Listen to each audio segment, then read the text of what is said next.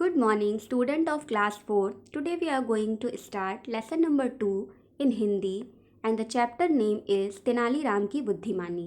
आइए पाठ शुरू करते हैं. राजा कृष्णदेव राय विजयनगर के राजा थे और तेनाली राम उनके राज दरबारी थे. तेनाली राम अपनी बुद्धिमानी और हंसी मजाक से लोगों का राज दरबार में मनोरंजन किया करते थे. तेनालीराम अपनी बुद्धिमानी से हर समस्या का हल निकाल देते थे, जिससे प्रसन्न होकर राजा कृष्णदेव राय उन्हें बहुत से बहुमूल्य हीरे जवाहरात आभूषण दिया करते थे. हीरे जवाहरात और बहुत सारा धन एकत्रित होने के कारण तेनालीराम बहुत धनी हो गए थे, जिसके कारण उनके घर पर कुछ चोरों की नज़र थी. एक दिन उनकी पत्नी ने उन्हें बताया कि हमारे पास बहुत सारा धन हो गया है, जिसके कारण चोरों की नज़र हमारे घर पर है. मुझे बहुत चिंता हो रही है. तेनालीराम ने कहा, तुम चिंता मत करो, मैं इसका कोई उपाय निकालता हूँ. तेनालीराम ने अपनी पत्नी से कहा कि क्या सेवकों ने खेतों में पानी दे दिया है? तो पत्नी ने कहा कि नहीं, हमारे घर में चोरों की नज़र है, इसलिए मैंने सेवकों को खेत पर जाने से मना किया है और घर पर निगरानी रखने के लिए कहा है. तभी तेनालीराम ने देखा कि दो व्यक्ति झिर्री से उनके घर में झांकने की कोशिश कर रहे हैं. झिर्री यानी छोटा सा छेद. उन्होंने देख लिया कि दो व्यक्ति उनकी बातें सुन रहे हैं.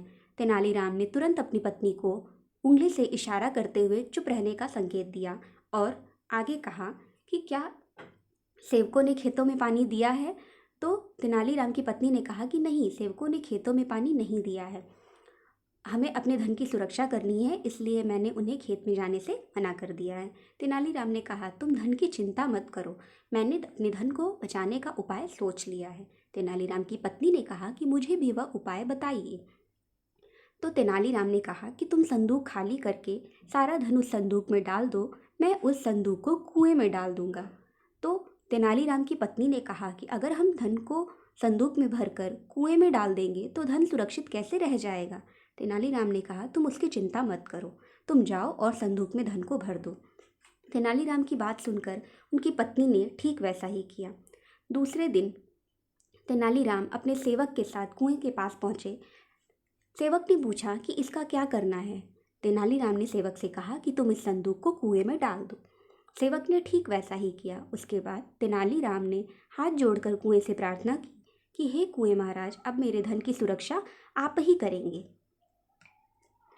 उधर पेड़ों की आड़ से छुपकर चोर ये सब कुछ देख रहे थे और तेनालीराम के जाते ही उन्होंने बाल्टी और रस्सी लेकर कुएं से पानी निकालना शुरू किया और कुएं का पानी खेतों में डालने लगे. ऐसा करते करते सुबह हो चली, लेकिन उन्हें संदूक दिखाई नहीं दिया और वे बिल्कुल थक चुके थे. थक कर चूर होकर वे दोनों वहीं सो गए. जब तेनालीराम वापस आए तो उन्होंने देखा कि दो व्यक्ति उनके खेत के पास कुएं के बगल में लेटे हुए हैं. उन्होंने उन दोनों को जगाया और पूछा कि आप दोनों कौन हैं और यहाँ क्यों लेटे हुए हैं?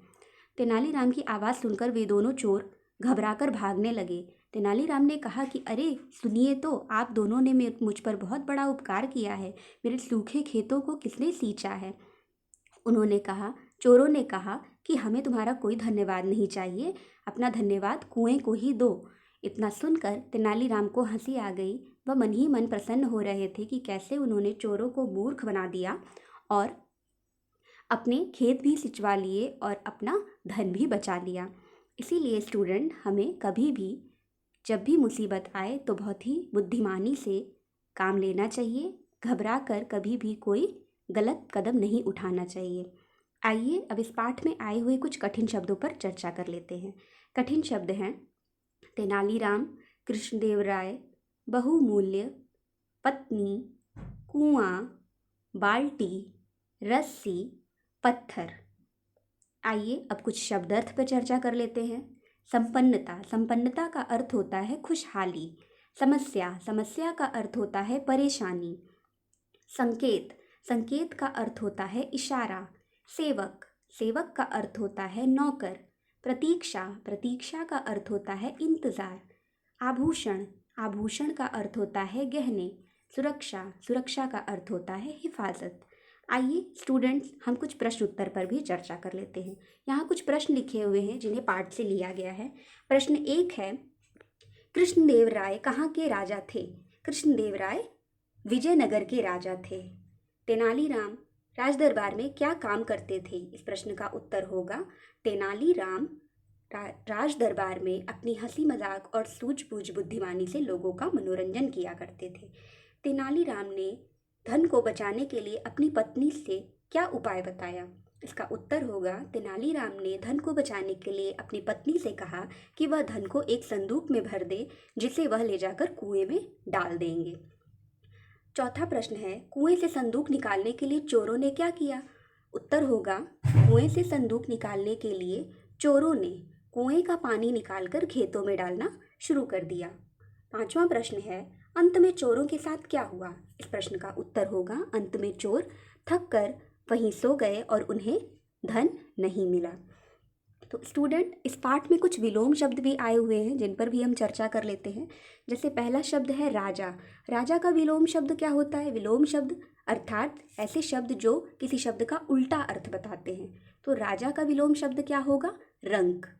इसी प्रकार एक और शब्द आया है सेवक। सेवक का अर्थ होता है नौकर, और नौकर का विपरीत यानी कि विलोम शब्द क्या होगा? मालिक।